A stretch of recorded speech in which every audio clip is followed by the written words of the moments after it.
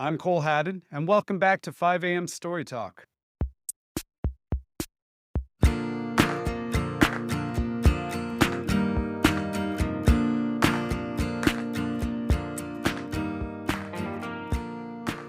Today's guests have written and directed the Australian horror films 100 Bloody Acres, Scare Campaign, and most recently, Late Night with the Devil. I'm talking about the CAIRNES brothers here, and we're going to start the Halloween season by trying to work out what makes a great horror film. I mean, how do you categorize Late Night with the Devil? Like, it's sold as a horror movie, and it's certainly got those elements, but the drama needs to work first. It's the characters, and I think the best films, regardless of genre, horror, comedy, whatever, it's the characters that you remember and want to talk about, and their choices and their journeys,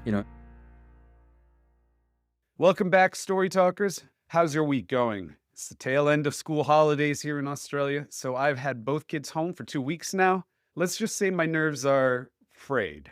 Speaking of Australia, I'd like to acknowledge the traditional owners of the land on which this podcast is recorded and pay respects to elders past and present and emerging. Sovereignty was never ceded.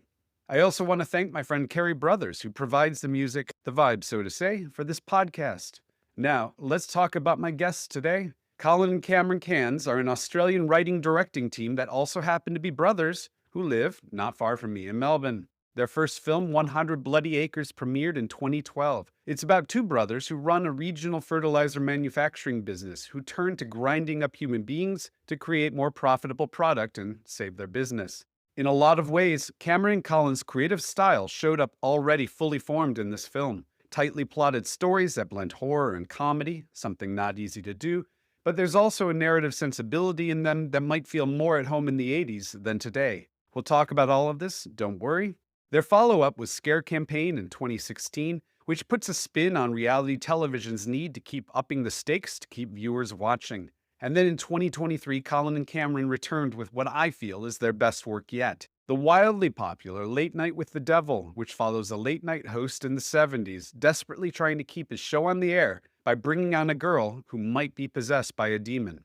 You might notice all three involve ticking clocks, professional anxiety, the need to make the impossible happen no matter how extraordinary the situation. I get how their protagonists feel. Again, we'll get into all of this, as well as growing up in the 80s on a mix of Hollywood and Ozploitation films, the breadth of what a horror film can be today in part because of Australian filmmakers, and what the brothers describe as the genre renaissance taking place in Australian cinema today. If you have any questions about what the CAIRNES brothers and I discuss, the best way to ask them is to pay a visit to the 5 a.m. Story Talk newsletter and drop into this episode's comments section there. Or head to the podcast's Instagram account and take advantage of the comments section there. You can find links to both in the show notes, along with links to trailers for all of Cameron and Colin's films. When the episode wraps up, you'll want to stick around. The CAIRNES brothers are going to return for a bonus episode of 5 a.m. Story Talk in which we'll dig into a seminal piece of art from their lives, The Stuntman, a film from 1980 starring the great Peter O'Toole and an ensemble cast that somehow keeps up with him. All right, I think that's everything for now. Let me introduce you to Colin and Cameron Cairns. Welcome. Thank you so much for being here today. Maybe you should introduce yourselves by name so listeners can distinguish your voices. Sure. You're listening. Sorry? You go. I'm going to let you go first. This is going to be, oh God, it's already complicated. Already have to bring out the shears. You're listening to Cameron Cairns here, one half of the CAIRNES brothers. And I am the other half of said fraternal team, Colin Cairns here. Nice to be with you. So you two live in Melbourne today, but you didn't grow up there, correct?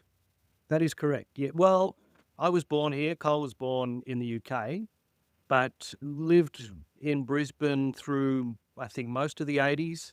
So formative years spent there, growing up, going to school and primary school and high school. And then I think it was maybe 1990, around that time, we moved down to Melbourne and we've been here ever since. And probably wouldn't want to live anywhere else, I would suggest. I did have a sojourn I was abroad for a good chunk of the 90s and early 2000s. I out of university, I ended up getting work in Singapore, making television. At the age of 22, I was supposedly a producer and director of primetime TV, which was fun. But yeah, otherwise, then back to Melbourne, and Cam and I started trying to make stuff together, sort of late 90s, from the late 90s on. Was it just you two, or were there other siblings? It was just us that we're aware of anyway. What was your relationship like growing up? Were you best mates, or was your love language trying to kill each other? Yeah, the latter mostly.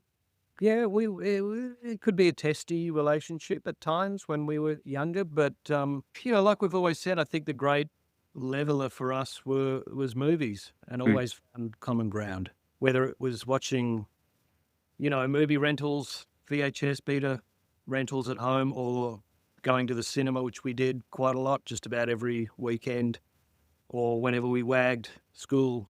What was your local cinema? Was it the same one all through childhood? Is it, a beautiful old cinema, or was it one of the new builds that just was fine? Well, I think our closest cinema would have been the El Dorado in Indooroopilly in Brisbane, which was your sort of your classic old picture house. I don't think it is anymore. I think it got revamped in the 90s, but it was just a single screen, wasn't it, Cole? Yeah, I think so. And look, so many memorable movie-going experiences there. I remember the fabled summer of '82, if you want to call it that, when we were seeing Mad Max and, Mad Max 2 and a whole bunch of films from that period, or that year, that really, still stick in the mind. And I still have vivid memories of going there and seeing those wonderful early 80s movies. Yeah, you've sort of sparked, because my memory is hopeless. I rely on my brother for my memories. He remembers I remember his memories for him. Yes. So this does spark a few for me. Like there was the Elder. I remember seeing bloody Albie Mangles. Remember going to see the World Safari films? Yes. With our old man and grandfather. I think Albie was there presenting the film. Really? So, Okay, I do remember seeing. Well, he would travel around. But sorry, we're digressing, Cole. Please. And Albie probably wouldn't mean much to your listeners, but he was a bit of a folk hero growing up in Australia in the 80s. Like, he would make these wildlife documentaries and finance them himself, and, travel all over the world and, run down old boats and fix up old Jeeps and travel across the desert, and always had his trusty cattle dog with him, and also, a not unattractive woman on his side, sharing these adventures. But then he would go around and four-wall these films himself and exhibit them, around Australia. Anyway, yes, a digression. But a key figure of youth. He made money. Like he's still around. He lives outside of Melbourne, I think. he does. Yeah, country. But he was a fascinating character. He was kind of like the original Steve Irwin. I'm curious about Aussie cinema. When I was growing up, I grew up in the States. My mom was Aussie. Getting Aussie genre films at the video store was a great treat. How present were these films outside of, a Mad Max in life growing up here? Because, the country, we'll talk about this later, but it has a complicated relationship with its own genre. Sure. I think our relationship in the early 80s was as healthy as it's ever been. Our father thought he was very clever and would buy a Betamax machine, not VHS. He thought that was the future. The quality was apparently much better. So we didn't get a VHS deck till, I don't know, the mid-'80s. But so we were stuck with a very limited range of movies. But fortunately, a lot of them were Aussie films, like the 10BA films of that late 70s, early 80s period. So Mad Max, the original Mad Max 2 were key. And seeing Mad Max 2, I think, was a key moment for us in realizing that you could actually make movies, proper movies in this country.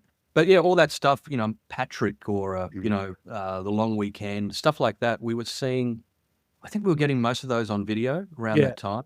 For sure. And for us, we didn't think of them as different qualitatively at all. They, other than having our accent, to us, they stood comfortably alongside all the American stuff we were watching in terms of what they were doing with genre and just the cinematic feel of them. And it was an exciting time, I think. But we had no idea, at the age of 10, 11, 12, that we might have some kind of career in that business.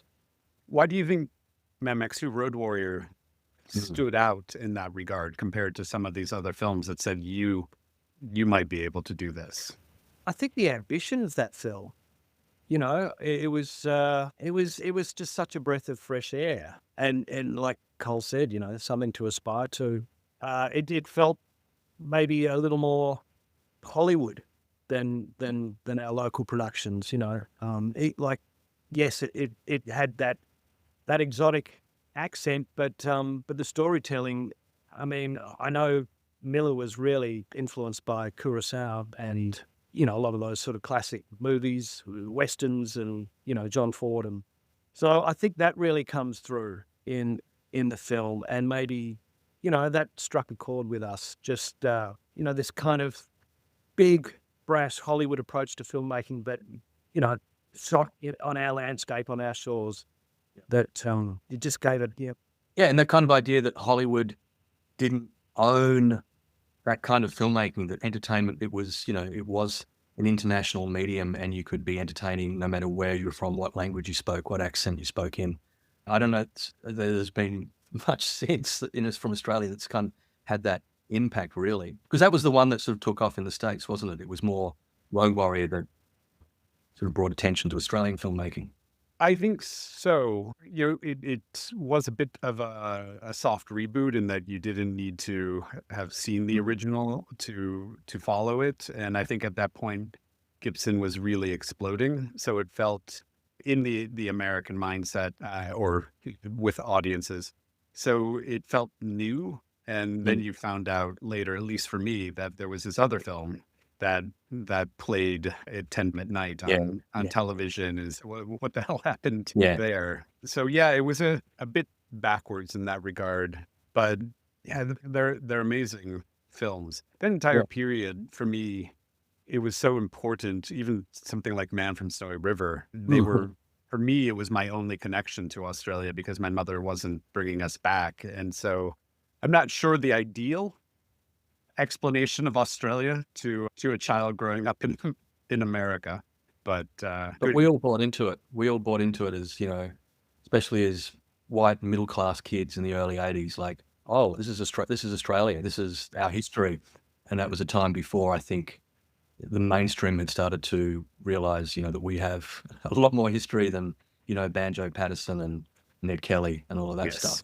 But it was still an important time, I think, in terms of just finding a voice, thinking we'd found it, when of course it was just the very beginning of Australia working out, its identity in some regards. But yeah, I remember seeing Man from Snowy River probably at the El Dorado, or certainly in Brisbane. And yeah, I mean, we weren't immune to its, its charms, I think. Is Secret Thornton in that? yeah. Yes. Well, we got to work with her 2 films ago, which was a delight. Such a lovely woman and a great actress, and just an Aussie legend.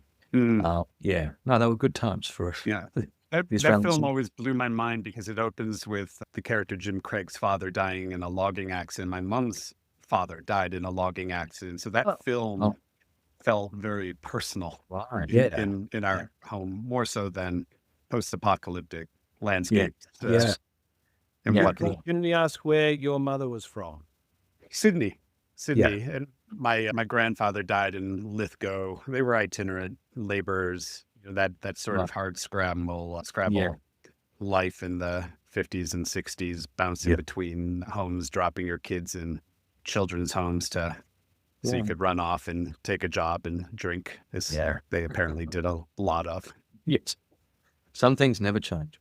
Yeah, no, that's interesting. Yeah, from what I've read. Please correct me if I'm wrong here. You spent your 20s working out that you wanted to work together. And I think the obvious question would be why, or even how did that finally happen? But I'm more curious. I think, did you ever think it was a bad idea to get into creative business together? Was it something you had to talk yourself into? Good question. Yeah. I don't know that we ever thought it was a bad idea because, it got to a point where I think it was all we knew how to do, and once you sort of get into the world of making films, it's hard to get out, I think, and if you go into it thinking it might be a bad idea, then maybe you're setting yourself up to fail, give yourself an out. So I think, you know, I think we were just really committed to it. And, you know, it wasn't just a matter of starting to make films overnight. It was a matter of, doing the hard slog, making corporates and commercial stuff and music videos. And then, realizing that we're not going to make films unless we start writing. And so I think there was a real turning point, maybe a few years into sort of making stuff for other people. We thought we've got to make stuff for ourselves, and then began the solemn craft of writing screenplays. Yeah. And probably failing pretty badly at that for the first few goes, but 10 to 15 just years. keeping at it. Yeah. I don't know if I could survive a 10-hour road trip with one of my siblings. And so that's a lot of collaboration to work out how to speak the same language, work together. It sounds vaguely therapy-like as well. How did you learn to work in such an intense environment? Was it just a matter of constantly surrendering to the other's point of view? There's probably a bit of that, but I think like as Cam was saying, we both had lives before we committed to doing this thing together. I think that was important as well. Like we tried other stuff, and had that time in Singapore doing television. Cam had spent time, in the comedy world, performing, writing and performing. And I think we were both always writers, maybe without realizing it until we kind of hit 30 odd, because even the music videos we used to do, and they were intense bursts of activity, but then we'd have long periods of when nothing was happening. So we did have a break from each other, which is important. But, even the music videos, I look back at those and they were all short films. Yeah. They weren't just, dancers and the band playing in some cool location. Each one of those was a storytelling challenge for us. We were trying to create a little world and a narrative arc of sorts. And I'm still quite proud of those. Like we were making these things for, a couple of $1,000 mostly. So yeah, I think we kind of just eased ourselves into it and bit by bit realized, well, this is what we're quite good at this. And we seem to work well together and with others. And we just got more and more serious sort of as the years went by. And I think going from the sort of music video stuff into short films where we're really just about having fun and music. If we could entertain ourselves, there was a chance we might entertain others. And that proved to be the case. So we just got gradually more serious about it. But like Cam said, I think then it's like, well, if we want to make a movie, which we did, no one's going to write one for us. So we've got to get out there and do it ourselves. And I think had learnt a lot of those storytelling skills through all the other work we'd done. So, we kind of not so much paid our dues, but had an education of sorts through all the other stuff we'd been doing, which is not to say that it was easy. It still took us, it probably took us, I don't know, God. Well, we made our first film in 2011, Cam, at 100 Bloody Acres. But we'd been making shorts together for 12 years prior to that. Yeah. So it was still a pretty long journey to get to that point. Yeah.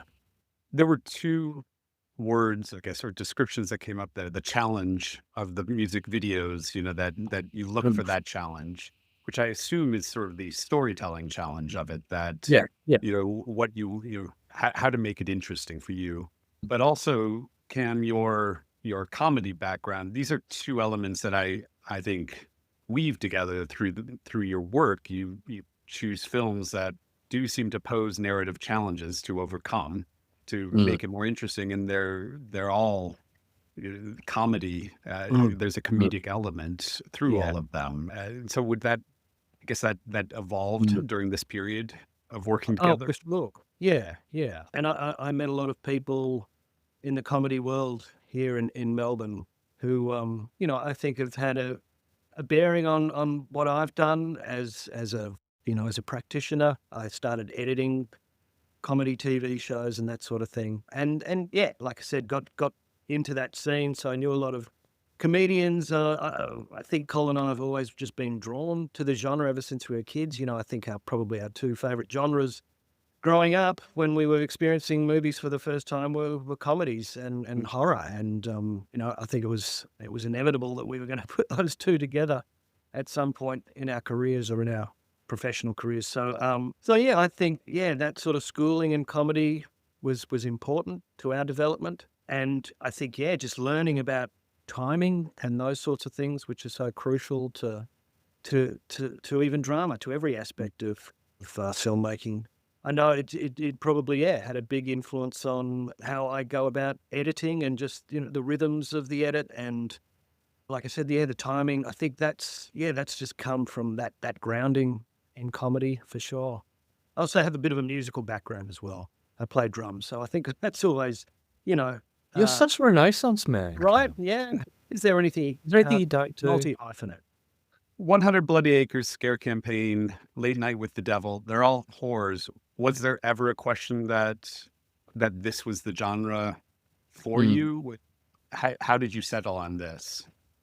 Yeah, like Cam's saying, I think they were just our first loves in cinema were comedy and horror, and which is not to say we don't love it all, but I think that's just where our instincts kind of took us, and the comedy wasn't difficult. But prior to Acres, we'd never done a horror. We tried writing a couple of things, and I think you learn something about your own sort of style, sensibility, taste, I guess, through that whole process. But I think we probably had dreams of making a really hardcore, straight ahead horror movie for quite a period.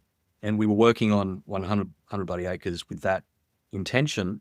And then a film called Wolf Creek came along and did what we thought we were about to do, and did it very, very well for not much money, and made a lot of money. And we thought, okay, well, Greg McLean's beaten us to the punch there. We've got to find a different point of view here, or have a different take on it. And I think there was already an element of humor in what we were doing. I think we just felt emboldened to just lean into that even further. Yeah.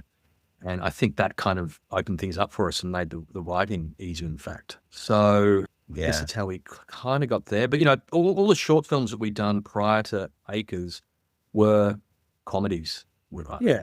You might say some were black comedies or darker, the humor was a bit darker, but some also very, very broad.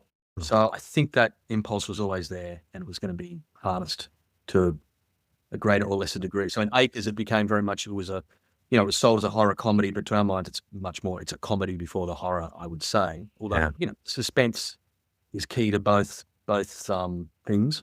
I was just going to go back when you're talking about storytelling challenges. I think, if you go back and even 2 steps before we made our official short films, Cam and I and some friends of ours in the 90s, when we got together, we were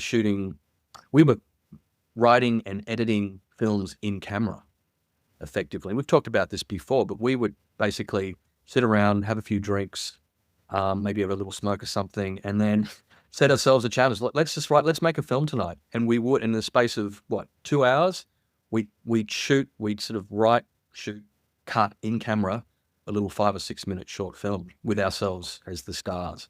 And I think that was us learning to write as well, but using the camera to do so. It's just like, come up with a line of dialogue, come up with a situation, grab that shot, and let's turn the camera around and what happens next?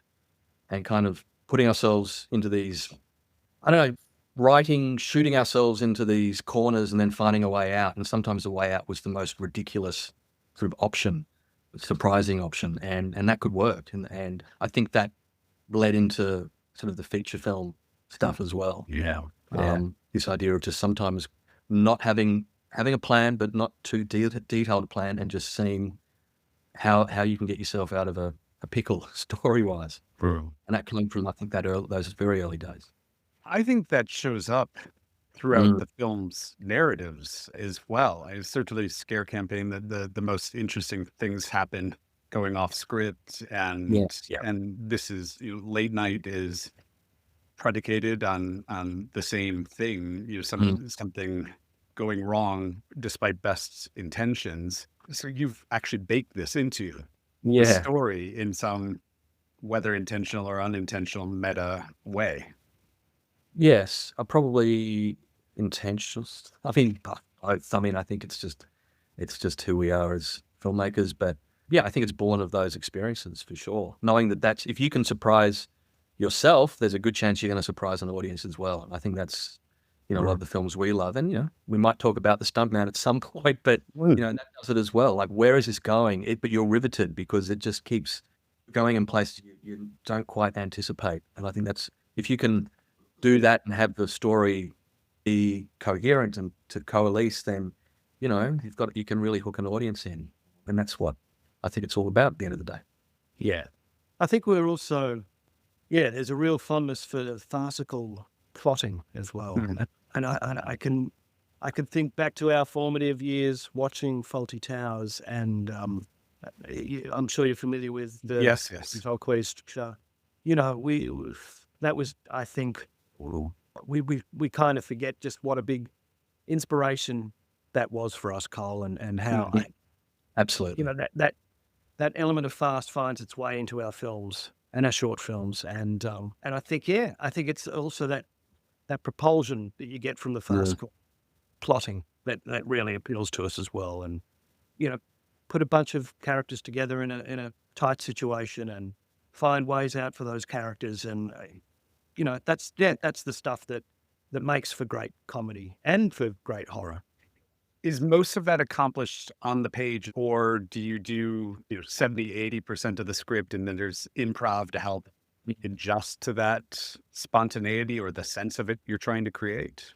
I think it is a sense of spontaneity, but it's very planned. Like we're pretty pedantic in the scripting, like we're our own worst critics for sure.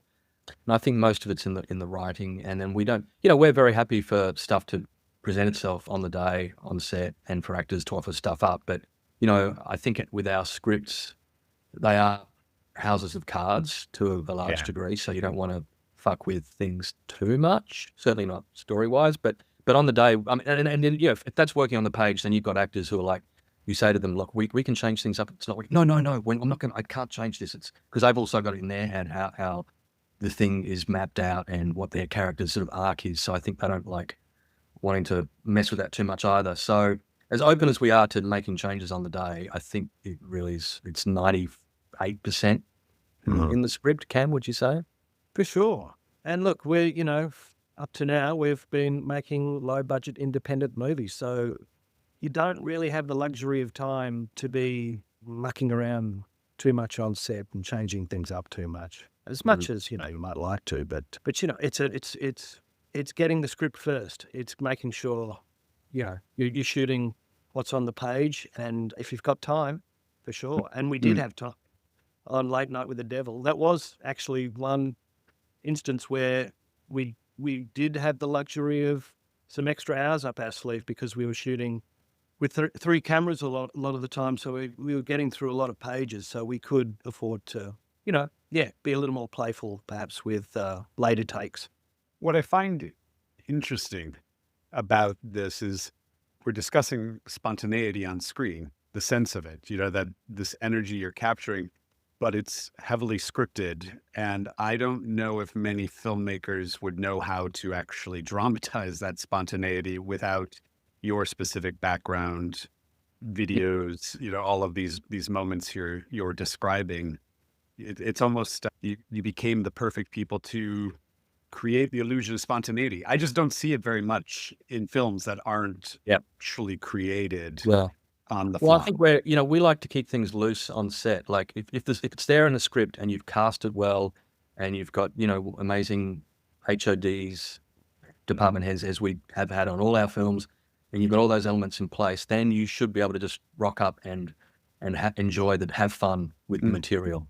So we're not, when it comes to the directing side of it, we're not fastidious. We do like to keep it loose, like in terms of the staging and the blocking. Like there are times when you have to have a very concrete plan, especially if it's an action heavy kind of sequence or a special effects heavy sequence.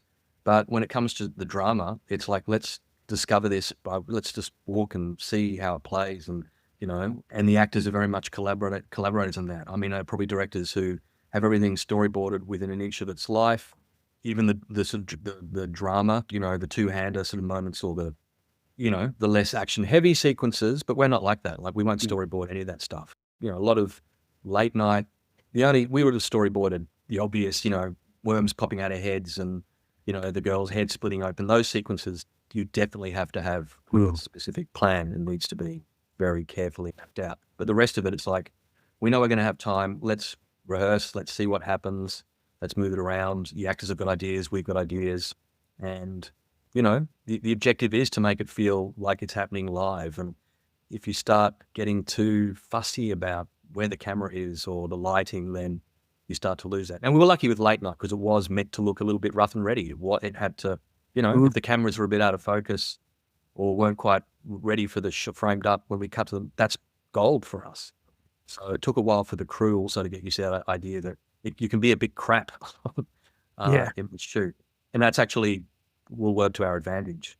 And once everyone embraced that, then we got the crap that we needed. So in all three of these films, there are clear professional stakes that complicate the lives of your characters. In all three cases, their careers are threatened and their only way to save them is to take extraordinary measures to put lives at risk. And I would say, at least from my relationship to horror, that doesn't seem like a horror trope. It sounds almost Amblin. And so I'm curious, what do you make of that observation? Your turn, Ken. I'm hoping Cole will come in. Well, interesting. I mean, Amblin, again, we grew up in that era where, movies like, E.T., Poltergeist. I mean, they're all just great movies, regardless of what genre they might ultimately be pigeonholed as. They're just great stories, great entertainment with great characters. I mean, that's kind of it for us. And it just so happens that, I mean, how do you categorize Late Night with the Devil? Like, it's sold as a horror movie, and it's certainly got those elements. But you want it to, the drama needs to work first. I think you walk out of a movie not sort of, I don't know, if you're raving about it, it's not about the special effects or the explosions or it might be a car chase. I mean, there's a bit of, that's a special feel, but it's the performances, it's the characters, it's getting to know these people. And I think the best films, regardless of genre, horror, comedy, romance, whatever, it's the characters that you remember and want to talk about and their choices and their journeys, and there's a reason the stars get paid the big bucks they do, because they are vital to it, the script and the cast. Directors are kind of way down the pecking order, I think. Yeah. And it didn't really answer your question. So Cam's had plenty of time to think about it. No, I don't really think I've got anything more profound to add, but I guess, I think you look at our three films and they're always sort of ensemble pieces. And there might be two or three characters who poke out and, ostensibly carry the story. But I think we're just drawn to those dynamics of a group ensemble and having, a different range of characters who've all got different opinions and different viewpoints and, mixing that up in a pot and seeing what drama comes out of it. Yeah, and I don't know why that is. Yeah, like you said, it's maybe not a typical sort of horror set of stakes. It is more, maybe owes more to just classic drama or, But the fast stuff that you're talking about, like Holy Towers, it's John Cleese, it's Basil Fawlty, but that show is nothing without Manuel and Polly and, they're all so vital to it. There's this wonderful chemistry and complex sort of dynamic that goes on between them all, which is just fun to explore. So, yeah. When you think about it, because like the horror trope is, you set up in the most, I guess, some primitive horror movie, which is probably what, people's minds go to, like a slasher or something where characters are simply there as axe fodder, and I don't think we've ever done that. I mean, we might be writing a script thinking, well, the audience, it's about now that we need a kill, so we'll look at how we do that, but we don't set up characters simply to be bumped off, you know what I mean? So I think that makes our stuff a little unusual, though then there's a lot of great horror stuff that I think operates in a similar way. There is. I think as a screenwriter, I see, I made the ticking clock reference, the character desperation that propels plot, twists and turns. There are horror films that do this, but this is a careful level of craftsmanship that I don't think matches a lot of horror history, which is typically, there's a threat. Now survive the threat. These sorts of things. Yeah. And so I'm fascinated by this level of care that shows up in every single level of the script. That I've read a lot of horror scripts. I've written my own. Yes. That's where the observation's coming from. It's just from a level of wow, well done. Yeah, I appreciate that. Interesting. Yeah, we do. I mean, we do read a lot of horror school. We get sent stuff. We've got Temptation now and all of that, and we get sent, and there's occasionally a good one crosses our desk, but for the most part, they are, very tropey, trope-like kind of copies of, something that was popular 2 years ago, and that's really boring to us. Yeah, and the level of craft, look, it's just we've just gotten used to being poor independent filmmakers we generally have time, no money, but plenty of time. So we just work hard at it. We keep refining. And the fact that there's two of us, we generally see eye to eye, but there are times when we don't. And, that becomes an interesting conversation point, where there's something not quite working here. How do we fix it? But there are times when it comes to a point where maybe we are a little bit hard on ourselves, and yes, things can take longer than we might want them to, but it is because of that level of care, I guess, as you're saying. I mean, funnily enough, something like Scare Campaign, and I'm not sure if it shows, I think it does to a degree, but that one, that happened very quickly. Like 100 Bloody Acres came out and, certainly did well critically. And so we were in a position where we could make another one reasonably quickly. And I think from pitching the idea to our producer to actually being on set was all of a year, maybe 13, 14 months. Right. So from kernel of an idea to script to get the money, not a lot of money, but we got some money and shot it. It was all, super fast. I'm not sure if that comes across. I mean, there's things we'd probably do a bit differently in that script, but I mean, we were essentially writing for a location.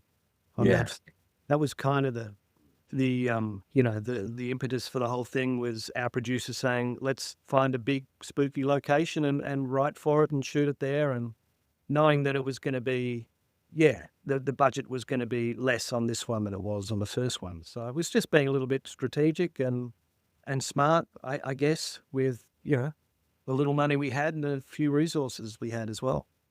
But there's another challenge, right? Yeah. The film posed you a challenge to overcome and to reduce this. I don't think it shows myself. I tried to recently, after rewatching it, break it down to my wife, who's also a screenwriter and has worked quite a bit in horror. And every time I threw a twist at her, you could see her face change because they were good twists. It was a very well structured story in that regard. Yeah, that was the challenge in that one. It was like I think we kind of set ourselves a challenge to just come up with as many twists. We thought we don't have the money, it's not going to, we'll do what we can with the limited funds, but at least story-wise, we can offer sort of narrative wise, and, there can be value for money in that regard. You've used the word budget a couple of times, so it might be a good place to ask about sort of the Australian market at the moment, because I repeatedly hear about how the presence of foreign productions, usually American productions, because of the tax incentives, have sucked up crew, driven up the rates that they're being paid, and this is having an impact on Aussie indie filmmakers and television as well. Is it affecting your budgets and your ability to make films in the future? Good question. I mean, for us, it's so long between movies, hopefully not so long for the next one, but yeah, I mean, I'm just hearing from people, like I know producers of filmmakers out there working on stuff now that is probably budgeted at twice what it would have cost 10 years ago. I mean, we can talk about budget on something like Acres, it was 2.5 mil Aussie at the time, less than 2 mil US, I guess, 1.5, 1.8, something like that. It's pretty much unthinkable that you could do a film like that for a similar price. I think you'd have to double it. And it's for many of the reasons that you've alluded to. So it is a problem because raising finances is really tough, but stuff's still getting made. And I think, maybe on the flip side, it's the fact that Aussie genre is doing so well now. You look at the Philippines, Talk to Me, and the new one that's coming out, and I'm sure will do well. The sale of Together, a few things happening in the background that I think will be really good as well. So, on the flip side, there is a demand for good content and for good Aussie genre films. So there is interest in the market, which wasn't there, I'd say, 5-10 years ago. So that's something that we should also be taking advantage of, even though it will cost more, unfortunately. The other concern is, though, I mean, that Trump's threat of tariffs, from a month or so ago, whether that comes to pass, probably unlikely, but that did sort of send hearts aflutter here, I guess, because, the industry is so reliant on those runaway productions. I do think we become over-reliant on that.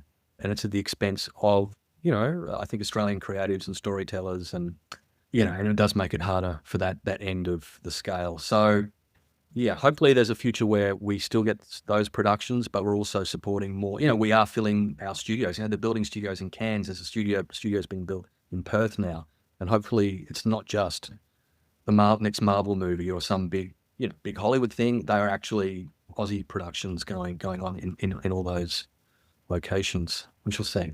No, it does feel like an exciting time for genre in this country at long last. And we talked about Wolf Creek earlier, and that felt like a bit of a turning point, but the films that sort of came out in that cycle off the back of Wolf Creek, the local horror films, I think some poor choices were made in terms of what got greenlit. But I don't know, there seems to be producers care a lot more about genre in this country now. So I think they're looking for good scripts. They want stuff that's going to work, that's going to play not just here but overseas.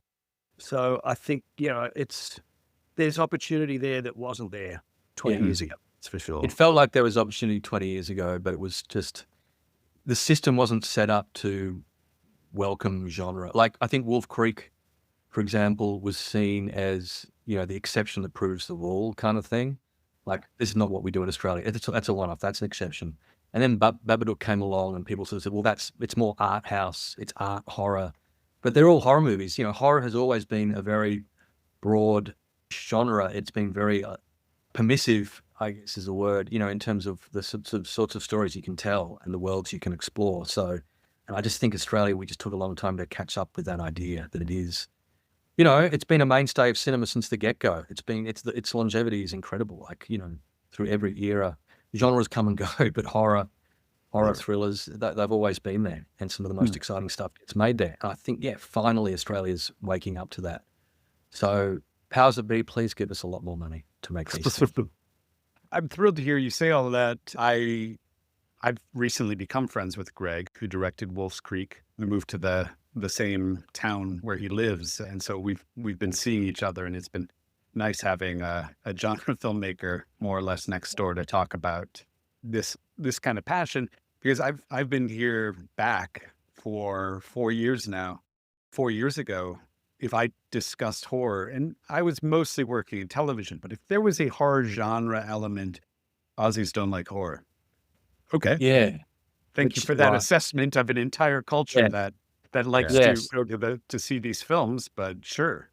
Yeah. I think it's all just been in order to sort of justify the easy option. Like, this is what we do well. Let's just keep making that. Let's not take a risk. We're very risk averse here. But, audiences have shown. I mean, Late Night with the Devil did reasonably well at the box office here. It was only released on, I think, 70 or 80 screens. It still, it did pretty good business. Yeah, that's changing, I think. And I look at Screen Australia, I look at the agencies, and I think there is much more openness to genre now. Yeah. So these are all good signs. Well, thank you for now. We're going to come back in a moment to talk about The Stuntman, which I'm really excited about. Thank you for giving me a reason to return to it. I hadn't seen it in some 20 years. But thank you so much for the conversation so far. Pleasure, Carl. Thanks, Carl.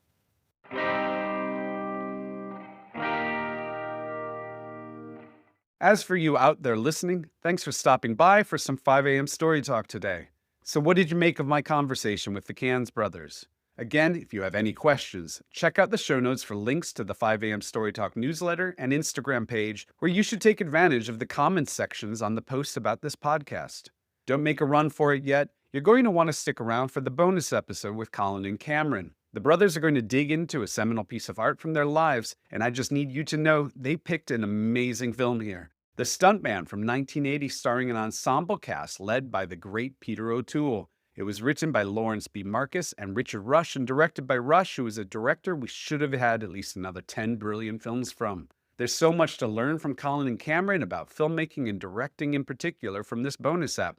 2 more things before you go and click on this bonus episode's Listen tab. 1, if you enjoyed this episode, please take the time to leave a 5-star rating and or review this podcast. It's a great no-cost way to support the work I'm doing here. The other thing, I want to tease what's coming your way starting next week. An epic 4-part podcast story from 5 a.m. StoryTalk titled The Horror of Dracula, the unbelievable true story of the 2013 TV series.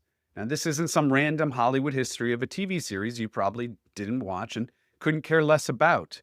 It's the story about the development and sale of a TV series I created for NBC and Sky. I often describe it as a cautionary tale for screenwriters about what can happen when all their dreams come true. But if you're not a screenwriter or Hollywood type, don't worry, you're still going to want to tune in for this one. Do we even say tune in anymore? Whatever the right verb is. The Horror of Dracula is both an insider story that quickly became infamous in the TV business in 2 different countries, and a universal one about the emotional toll it takes trying to and failing to create something meaningful in the arts or any industry. Be sure to subscribe if you don't want to miss out. 2 episodes will be published next week, then 2 more the week after that. Thanks again for being here, Story Talkers. You're the wind beneath my wings. See you soon.